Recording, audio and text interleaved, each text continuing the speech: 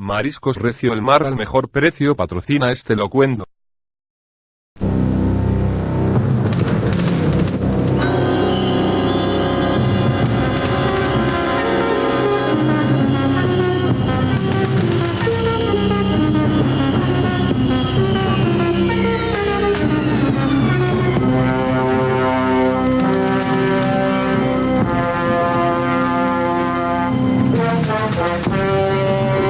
Saludos, gratos días y plácidas noches.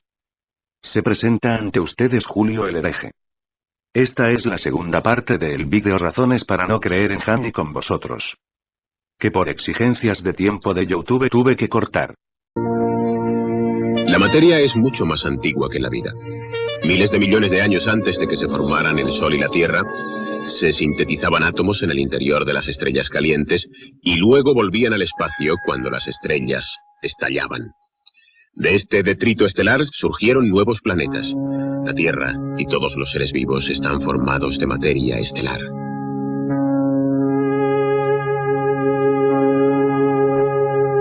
Pero desde nuestra perspectiva humana, qué lenta ha sido la evolución de la vida.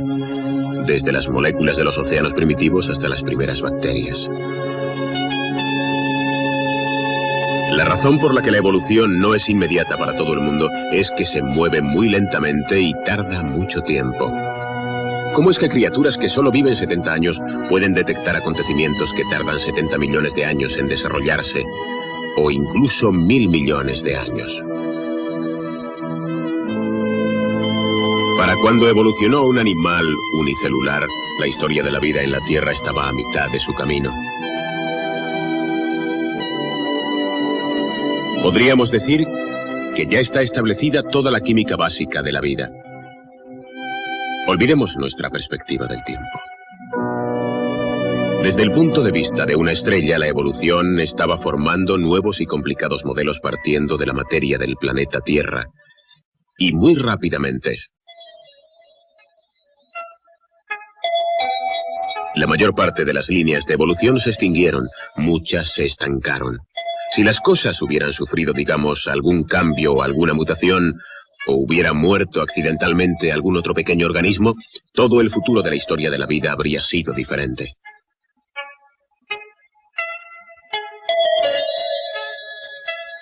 Quizá la línea de una especie técnica inteligente habría sobrevivido a través de los gusanos. Quizá los dueños actuales del planeta habrían sido descendientes de tunicados. Podríamos no haber evolucionado. Alguien, otro ser muy diferente, estaría aquí en nuestro lugar preguntándose quizá por sus orígenes. Pero así es como ha ocurrido. Hubo una secuencia especial de accidentes ambientales y mutaciones casuales en el material hereditario, una línea de tiempo especial para la vida en la Tierra, en este universo.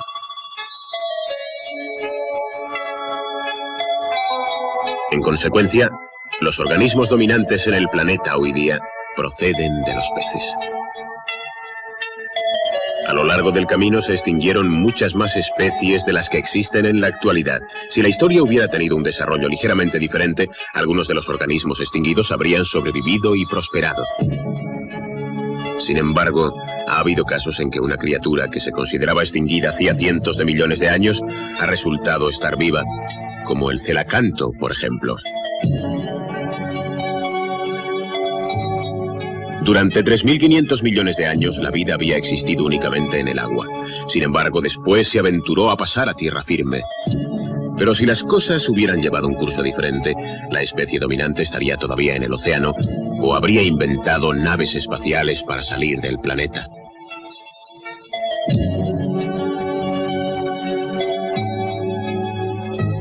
A partir de nuestros antecesores, los reptiles, se desarrollaron muchas líneas con éxito, incluidos los dinosaurios. Algunos eran rápidos, diestros e inteligentes. Algún visitante de otro planeta hubiera creído que eran la ola del futuro. No obstante, después de casi 200 millones de años, desaparecieron repentinamente. Tal vez fue debido a que algún enorme meteorito chocó con la Tierra expulsando detrito, embotellando el Sol y matando las plantas que comían los dinosaurios. Me pregunto cuándo empezaron a percibir que algo iba mal. Los sucesores de los dinosaurios procedían también de la familia de los reptiles, pero pudieron sobrevivir a la catástrofe que eliminó a sus primos. Nuevamente hubo muchas ramas que se extinguieron y nuevamente, si las cosas hubieran sido un poco diferentes, esas ramas podrían haber llegado a ser la forma dominante en la actualidad. Durante 40 millones de años, un visitante no se hubiera impresionado con estas tímidas criaturas. Sin embargo, fueron el origen de todos los mamíferos actuales, incluyendo a los primates. Hace unos 20 millones de años, un viajero espacial hubiera considerado que estos animales eran prometedores, listos, rápidos, ágiles, sociables y curiosos. En un tiempo, sus antepasados eran átomos salidos de las estrellas, simples moléculas, células sueltas, pólipos pegados al fondo del mar, peces, anfibios, reptiles, musarañas. Pero bajaron de los árboles y se sostuvieron sobre sus patas. Desarrollaron un cerebro enorme. Se hicieron cultos, inventaron herramientas y dominaron el fuego.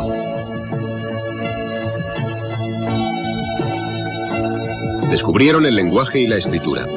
Cultivaron el campo, construyeron ciudades y forjaron el metal. Y finalmente, centraron su atención en las estrellas, de las que habían venido 5.000 millones de años antes. Estamos hechos de materia de estrellas que ha tomado las riendas de su destino. La relación entre el tiempo y el espacio da lugar a las transformaciones de materia más sorprendentes. Nuestro planeta no es más que una pequeña parte del inmenso tapiz del cosmos, una tela sideral de mundos todavía por descubrir. No, si no hay más ciego que el que no quiere ver. Esas pequeñas similitudes en las diferentes clases y especies de animales, comparados con el hombre, solo nos habla de un diseño inteligente con un patrón universal. Esto mismo pasa con el Tiktaalik, queriéndolo pasar como representante intermedio entre el pez y el anfibio hasta llegar a humano. Esto lo declaran porque en la estructura de sus aletas se encontraron huesos parecidos a la muñeca del humano, deduciendo que son estructuras para soportar el peso. Claro, como anfibio vivía en hábitats que requerían soporte de peso. ¿Qué hay del Channa argus, también de la familia Chordata, que puede estar fuera del agua por 4 días, y tiene dientes? Ambas especies requiriendo el mismo tipo de hábitat. Si observa a uno su cabeza, nos recordaría de inmediato a un tiranosaurio, por lo que podríamos declarar que del Channa argus vino del tiranosaurio. Por este lado tenemos el tiburón martillo. Entonces diríamos que evolucionaron de los martillos. Tenemos el pez espada. Diríamos que evolucionaron de las espadas, o de los chuzos o las agujas. Tenemos el pez globo. Diríamos que evolucionaron del globo. Tenemos el pez luna. Diríamos que evolucionaron de la luna. Tenemos el pez roca. Diríamos que evolucionaron de las rocas. Etcétera, y todo esto por la similitud. Todo esto demuestra que en el mar existe una gran cantidad de animales de diferentes maneras que poseen similitudes con objetos y materia que están en la superficie. Y, por todo esto nombrado, las comparaciones de los evolucionistas no son pruebas de la evolución, ni prueban nada. Sí, claro, expón tú misma tu propia ignorancia. Los nombres de los peces y otros animales se los dieron sus descubridores y se los dieron porque su aspecto sugería a ese objeto o animal. Tu argumento es tan ridículo como decir que el oso panda evolucionó del Fiat Panda. Por ejemplo, el pez payaso se le llama así por su colorido, no porque sea pariente de Miliki. Esto prueba aún más que existe un diseñador. Seguramente algún evolucionista, después de oír lo que acabo de decir, diría, ¿qué tontera dice esta? ¿De dónde sacó este absurdo? Sí, claro que existe un diseñador. Arrodíllate ante el todopoderoso Mones Bolo, serás sodomizado por sus apéndices tallarinescos. Bueno, ahora hablando en serio, si hay un diseñador, ¿quién lo diseñó? Aplícate el principio de la navaja de Occam.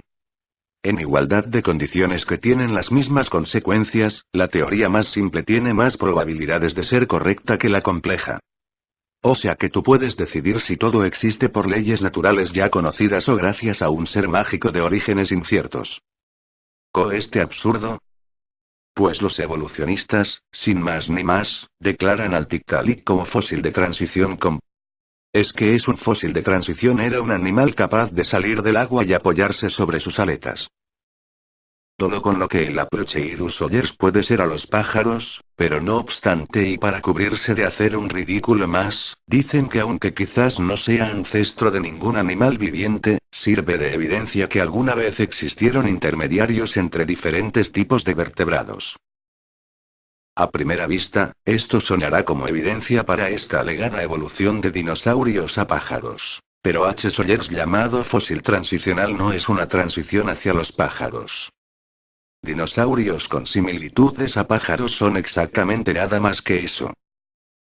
Previamente el Alvarezsauridae era un pájaro primitivo no volador. Si era un pájaro primitivo no volador porque tiene esa cola tan larga y garras al final de las alas, no sería porque era una especie de transición. No volador. Los descubrimientos muestran que ellos no lo eran. Algunos dinosaurios que se dice estar evolucionando en pájaros, son realmente pájaros no identificados correctamente, como en el caso del Archaeopteryx. Y claro que son pájaros, la misma Biblia en el Génesis dice que las aves y los pájaros fueron unos de los primeros animales que Dios creó en el quinto día o período creativo.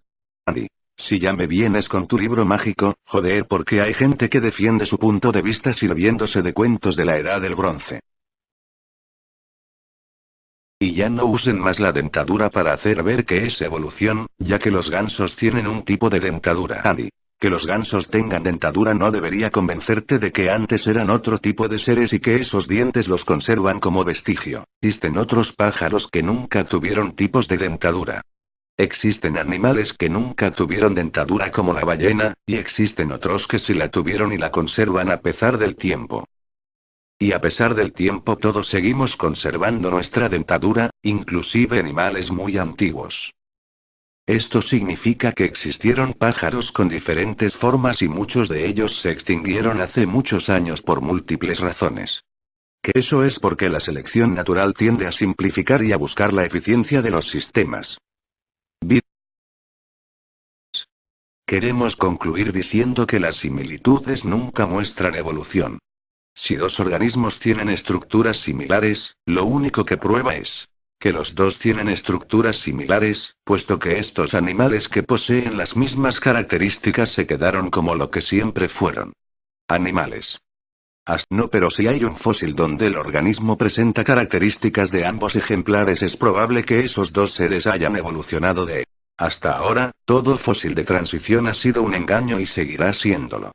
No hay miles de millones de años, ni fósiles de transición, ni extraterrestres, ni que Cristo vivió en Cachimirá, y tantas y tontas otras suposiciones y engaños que Satanás, usando los medios informativos, principalmente aquellos que se disfrazan de conocimiento científico o histórico como el Discovery Channel o el History Channel cuando hablan de la Tierra, universo, evolución, son una serie de patrañas presentadas como verdad.